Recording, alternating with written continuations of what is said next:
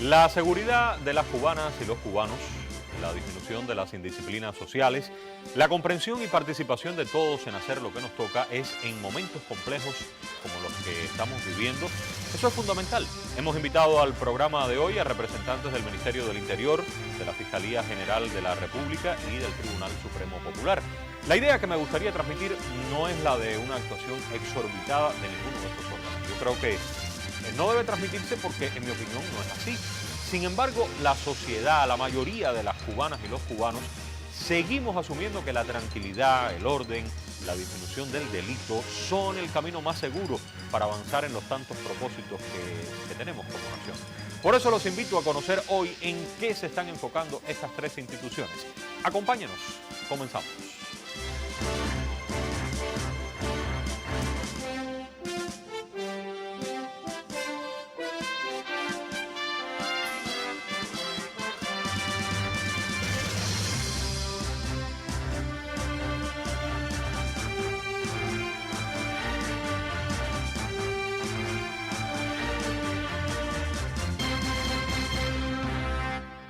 Y me acompañan, una vez más está con nosotros el coronel Idael Fumero Valdés, es el jefe de información y análisis de la Dirección Técnica de Investigaciones del MININ. Coronel, bienvenido nuevamente al programa. Saludos, Humberto. Un gusto que nos acompañe. José Luis Reyes Blanco, repite una vez más, fiscal jefe de la Dirección de Procesos Penales de la Fiscalía General de la República. Fiscal, bienvenido también. Un placer estar de nuevo en el programa. Por cierto, tunero y yo matancero, estamos viéndonos las caras también aquí, no solo en el latinoamericano.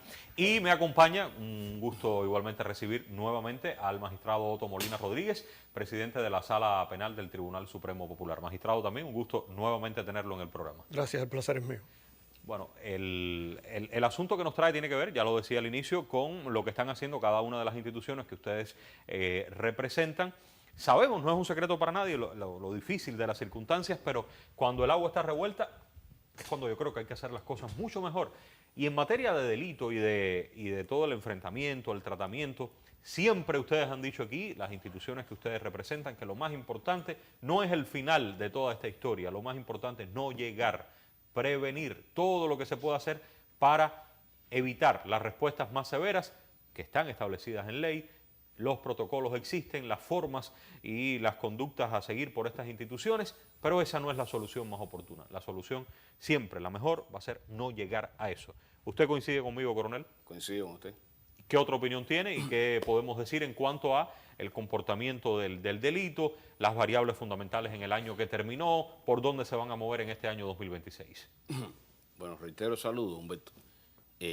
Primero fijar un enfoque. Hay que fijar un enfoque que tiene que ver con que la delincuencia y el delito van a reflejar y van a evolucionar en correspondencia con la complejidad de la situación socioeconómica donde estos fenómenos se reproducen. Está claro, sí. Hay que decir entonces que la adversa situación en la que opera el país constituye un factor esencial, un factor clave, determinante en el comportamiento precisamente y en la evolución de estos fenómenos. A mayor complejidad también de estos fenómenos. En este contexto, Humberto, el Ministerio del Interior ha venido reforzando los sistemas tanto permanentes como sistemas operacionales de prevención y enfrentamiento contra la delincuencia, las personas que manifiestan conducta antisocial y los actos que estas personas desarrollan, sobre todo fijando la atención, priorizando los actos que mayor preocupación originan en la población, sí, y teniendo también como prioridad los territorios, o sea, los municipios, los consejos populares, los ámbitos y los sectores de mayor interés y marcando el interés precisamente por la incidencia delictiva, por la presencia de delincuencia en estos lugares y también por los riesgos a que estas manifestaciones se desarrollen. Y ustedes han explicado en otras oportunidades, algunas personas no lo comprenden o no lo perciben así, pero ustedes tienen datos, ustedes investigan y ciertamente el año pasado, el anterior también, o sea, año 24, año 25, ha habido una disminución de varias figuras delictivas. Ustedes le llaman contención a esto. Contención, reducción, pudiéramos decirle también. ¿Es así? Es así. Pudiéramos explicarlo, Humberto. Hay que decir que pese a las complejas condiciones en que el escenario o el comportamiento delictivo se viene manifestando, un grupo de medidas, estamos hablando de acciones de carácter operativo, acciones de carácter jurídico penales, de carácter penitenciario, conjugadas con otras también desde el punto de vista político, acciones políticas, acciones gubernamentales, acciones también comunicacionales, han propiciado precisamente en el año 2025 que la curva de la incidencia delictiva tenga una reducción. Ya se había contenido en el año 2024 y esto, por supuesto, con una precedencia de años que venía mostrando un ascenso sostenido, principalmente a partir del año 2020, 2021. Se logra una contención en el 2024 y ya se aprecia una reducción en el año 2025. Ahí hay que decir también, llama la atención de la cuestión de las drogas, de los delitos contra la vida, contra la integridad corporal, en esos aspectos que nos dice. Estos fenómenos forman parte de la estructura precisamente de las manifestaciones delictivas que son denominadas o que son apreciadas como de mayor impacto y de mayor preocupación, como decíamos, a la población. Lo cual es natural, es legítimo. Exactamente, exactamente. Aquí estamos hablando de que casi la mitad del panorama delictivo, o sea, del registro delictivo general, comprende precisamente estas manifestaciones. O sea, estas que yo le mencioné. Esas que me mencionó, o sea, estamos hablando de los delitos patrimoniales y delitos contra el ganado mayor, estamos hablando de los ilícitos de droga y las expresiones de violencia. Que en su conjunto, como usted dijo, disminuye. En su conjunto disminuye y que forman parte, como decíamos, de esta porción de manifestaciones delictivas de atención priorizada, de mayor preocupación también hacia la población, pero también a las que le presta mayor interés también el Ministerio del Interior. Yo creo que aquí el problema no está únicamente, coronel, en los números, si bajan o suben. Uno solo genera daño, un solo delito, un solo hecho de esta naturaleza genera preocupación y la idea es combatirlo absolutamente todo. Exactamente, es así como usted está planteando. ¿Qué otra cuestión tiene que decirnos entonces en cuanto a la preocupación social, a la respuesta más favorable en cuanto a los delitos más complejos? Porque yo, y otras veces aquí lo hemos hablado, no solo con el órgano que usted representa, sino con otros, el asunto está en que existe una percepción que cuando los delitos son más graves la respuesta también es más eficiente, no tan así cuando los delitos no son tan complejos. ¿Qué usted dice al respecto? Esa dinámica se establece de esa manera. Y tiene una lógica, o sea, estamos hablando a mayor complejidad de estos fenómenos, por supuesto mayor prioridad tienen a la hora de ser enfrentados, se centran en ello también las mayores posibilidades, las mayores capacidades y recursos también para poderlo enfrentar, pero debemos decir de que el resto de las manifestaciones delictivas no son desatendidas. Tienen, por supuesto, otro tipo de tratamiento, no tienen el nivel de prioridad que tienen estas manifestaciones que ocasionan este mayor impacto o daño, no solo desde el punto de vista social, también desde el punto de vista económico, pero tienen también una respuesta en algunos casos. Pero respuesta priorizada, por ejemplo, tiene todo lo que está relacionado con la droga. Respuesta priorizada tiene todo lo que está relacionado con la droga. Se mantiene así este año también, 2026, ¿va a ser así? Va a ser así, va a ser así. Todo lo relacionado con las drogas, los relacionados con la violencia en expresiones más complejas, los relacionados con delitos patrimoniales también en expresiones más complejas, los relacionados con delitos que entrañan o que comprenden y está determinada que existen agrupaciones delictivas, o sea, redes delictivas. Muchas personas involucradas. Exactamente. Y organización detrás de eso. Y organización, en cierta medida, organización detrás de eso. Bien. Exactamente. Eso tiene una prioridad y por tanto tiene mayor atención y por supuesto también se logra sobre ello una mayor respuesta. Usted ha hablado aquí en otros momentos, también otros compañeros suyos, del desafío de las redes digitales, del mundo digital y su relación con el delito. Aquí yo recuerdo, hemos hablado de las estafas en el mundo digital, hemos hablado de otras conductas que utilizan, de las ventas, en fin, de varias conductas que están utilizando como medio fundamental las redes digitales. Y ese es un fenómeno. Pero está el otro fenómeno del cual usted ya ha hablado aquí, que es el que tiene que ver con la expresión de la presunta inseguridad, de la violencia, de cuando un hecho se multiplica a través de determinadas burbujas, espacios, escenarios en redes digitales y da la idea de que se está acabando el mundo. Y no significa que eso que se está diciendo en ocasiones o siempre sea mentira, no sea real. Lo que pasa es que a veces las percepciones que se dan en las redes sociales no responden exactamente a las realidades. Yo sé que lo estoy llevando a un asunto complejo, pero creo que merece una reflexión en cuanto al criterio que ustedes tienen de eso. Humberto, es exactamente así. O sea, en ocasiones las redes sociales se utilizan para amplificar, para dar incluso una relevancia mayor a determinadas situaciones que ocurren. No, o sea, yo creo que responsablemente tenemos que decir que hay cosas que sí se reflejan, que son y que ciertas, realmente que son ciertas, que son reales, pero no podemos dejar de decir de que hay cosas que se manipulan en ocasiones y que por supuesto esto conduce a que se tenga una percepción mayor de la realidad acerca del fenómeno que se está en este caso difundiendo. Hablamos también de que te genera un nivel de inseguridad es un problema. que no está en ese extremo, y también hay que decirte que es una herramienta que se está utilizando mediáticamente contra el país, a veces también con esa finalidad. Pero hay que decir todo, coronel, y también en ocasiones una denuncia oportuna, seria y responsable a través de esos canales de las redes digitales puede contribuir al trabajo de ustedes. También, no todo es negativo. Exactamente, no todo es negativo, exactamente. Se aprovecha también con esos fines desde el punto de vista investigativo y también para iniciar, como usted está planteando, investigación. Ya ustedes lo han dicho, que las utilizan. Las utilizamos. Las utilizan. En cuanto a las personas, coronel, ¿cómo se mantiene el comportamiento de quiénes son las personas que más cometen delito en Cuba? ¿O qué características tienen las personas que ustedes observan están reiterando determinados comportamientos delictivos y son investigados? Pudiéramos decirlo de esta segunda, en esta segunda variante que usted plantea. Nos aparecen más dentro del registro de comisores de hechos delictivos, personas que tienen un peso, incluso ha incrementado en los últimos tiempos un peso, las personas que están desvinculadas del trabajo, las personas que están desvinculadas del estudio. En determinadas manifestaciones delictivas, por ejemplo, las manifestaciones delictivas de mayor connotación, hay presencia de personas que son reincidentes, que han mostrado una conducta o una trayectoria delictiva agravada en el tiempo y que tienen también ese nivel de reincidencia y multirreincidencia delictiva.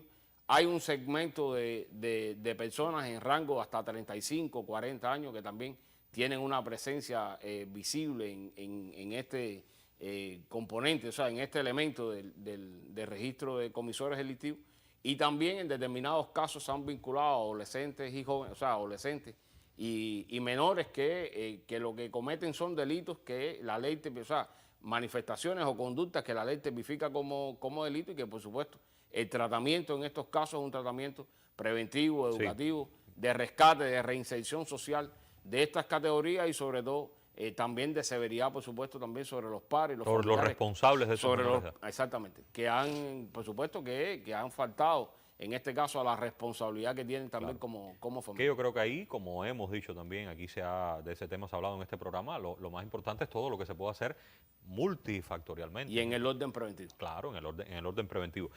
Yo creo que hay que decir también, coronel, igualmente ha sido objeto de denuncia en su momento, que se han dado casos de personas con algunas de estas características, que no estudian, que no trabajan, reincidentes, con mala conducta social, que han sido financiados, pagados desde el exterior para cometer hechos que terminan siendo hechos vandálicos contra propiedad estatal, contra otras personas, y esto también es muy grave. ¿También prioridad sobre esto en este año? Hay prioridad sobre eso, y son elementos que también, bueno, en determinados momentos también se ha informado a la población cuando estas personas sobre todo se vinculan a hechos vandálicos, que juega también con los intereses, como usted decía, o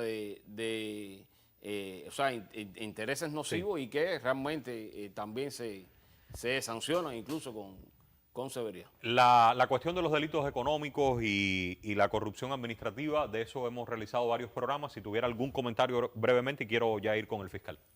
Prioridad sobre estos casos, hay que decir que sí, que persisten también causas y condiciones en las que se trabajan por transformar, y que, bueno, también tienen este nivel de prioridad en el enfrentamiento. Fiscal, quisiera mostrar estas tres ideas en consonancia con lo que ha planteado el coronel. Y quiero que me diga si estas son las características, esta es la idea fundamental del Ministerio del Interior, cómo va la cuestión de la prisión provisional, cuál es la perspectiva, severidad o no por parte de la Fiscalía, las sanciones ante los tribunales. Todavía hay personas que dicen que las sanciones que se pueden pedir o que pide la Fiscalía ante determinados delitos son flojas. Quiero que usted me vuelva a hablar de este tema, yo sé que ya lo ha hecho. Y a veces también se escuchan criterios que dicen, bueno, lo agarraron, después lo soltaron, dijeron que no habían pruebas. ¿Existe o no prioridad sobre la búsqueda del material probatorio en las investigaciones, y cuál será la postura de ustedes en este año 26? Fiscal. Sí, para comprender cada una de estas acciones que usted ha mencionado ahí, hay que comenzar diciendo con la misión fundamental que le da la Constitución a la Fiscalía, que es el control de la investigación penal y ejercicio de la acción penal pública. Es decir, la Fiscalía, la investigación la realiza el órgano de investigación a cargo del Ministerio del Interior, pero la Fiscalía controla, es la que encamina sus acciones para acumular el material probatorio sobre la base del cumplimiento de los derechos y garantías. Sí. Ahora, la prisión provisional es una de las primeras decisiones que en el orden procesal adopta la Fiscalía. Es una decisión que puede también tomarla el tribunal, pero ya sabemos que el tribunal entra al proceso penal un poco, con posterioridad.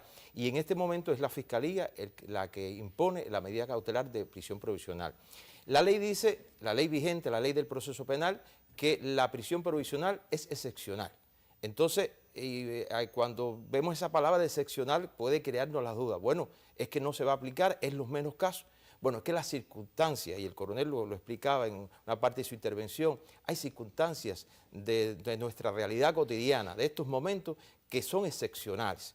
Y a partir de esas circunstancias, a partir de los hechos que afectan nuestra economía, las que afectan la tranquilidad ciudadana, que afectan todos los logros de nuestra sociedad, bueno, pues ahí entra la excepcionalidad a verse de esta manera, y entonces la medida cautelar de prisión provisional se impone en todos los casos en que, existiendo el material probatorio y teniendo en cuenta la lesividad de estos hechos, la mayor gravedad de estos hechos, es merecedora de esa medida, que no significa una pena anticipada, sino una expresión de correspondencia entre la gravedad del hecho y la medida cautelar que se está imponiendo. Entonces, ¿usted considera que existe severidad en la imposición acorde a las condiciones excepcionales en las que estamos viviendo? Existe severidad y es más marcada en aquellos hechos de mayor lesividad, de los que más daño nos hacen. Claro. Igual que, bueno, en las solicitudes de las sanciones. Lo mismo en el segundo aspecto. Son elementos que se tienen en cuenta más o menos las mismas circunstancias, lo que en diferentes momentos del proceso. Ya aquí estamos en el proceso en el que se ha acumulado toda la prueba. Ya tenemos convicción de que hay elementos probatorios que nos llevan a considerar que una persona es responsable. Y a partir de todas las circunstancias que se aprecian, pues entonces se solicita la sanción. La Fiscalía, a veces hay una tendencia también de pensar de que la Fiscalía siempre está por los extremos, de que si está solicitando sanciones severas. Bueno, la Fiscalía hace siempre evaluaciones objetivas. No, pero no solo severas, se escucha de todo, lo mismo que es mucho o que es poco. Exactamente, usted lo decía. En los extremos, creo que sí. También de que... Es raro escuchar que se diga, qué bien, me parece que sí que es por ahí. Efectivamente, es por esa razón que le hacía esa evaluación. Y realmente la Fiscalía procura siempre de que la sanción responda a la gravedad de los hechos y que dé respuesta a esa lesión que ha tenido ese bien jurídico, ese servicio, esa persona, y entonces esa decisión de la Fiscalía siempre es sometida a los tribunales, una intención, una solicitud. Ahí vamos con el presidente de la Sala Penal, magistrado en breve. Y la prioridad en la búsqueda del material probatorio de las investigaciones. Todavía se escucha eso. Lo tenían, estaba en prisión, lo soltaron. Dicen que no tenían pruebas. La Fiscalía es su principal función dentro del control, la búsqueda del material probatorio. La persona que es objeto de un proceso investigativo puede estar en prisión provisional o con otra medida cautelar, pero siempre se le considera inocente.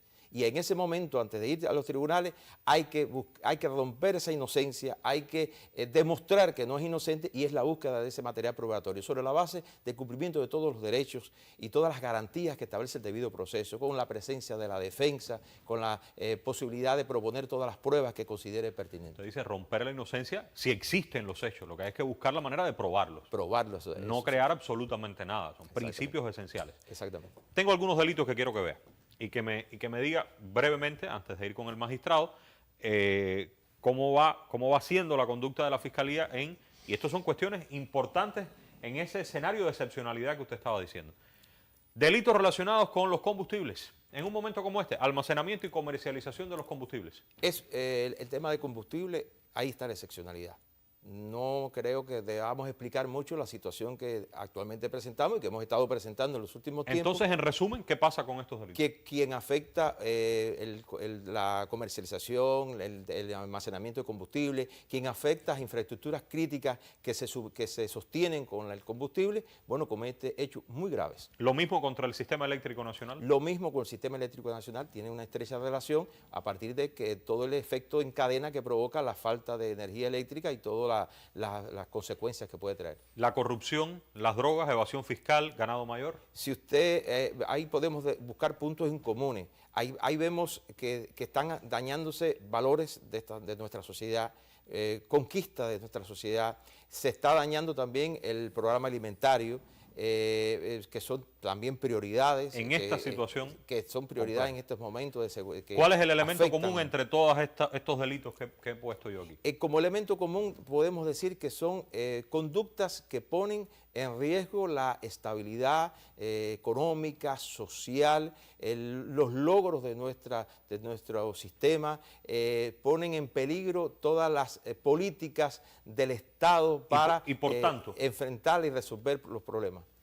Por tanto, deben ser tenidas en cuenta y solicitar las sanciones severas, que no es sanciones severas, sino por la gravedad que provocan, deben entonces ser sancionados con severidad, con energía por los tribunales y por esa... Magistrado, quisiera que viniera por favor conmigo, porque el año pasado, y también incluso antes, año 2022, determinadas disposiciones del Tribunal Supremo ya fueron ordenando algunas cuestiones que tienen que ver con el juzgamiento de muchas de estas conductas. Yo quisiera ver una de esas disposiciones que aquí la tenemos, es justamente del año 22, y dígame qué significa esto, Instrucción 273, porque es importante que se conozca.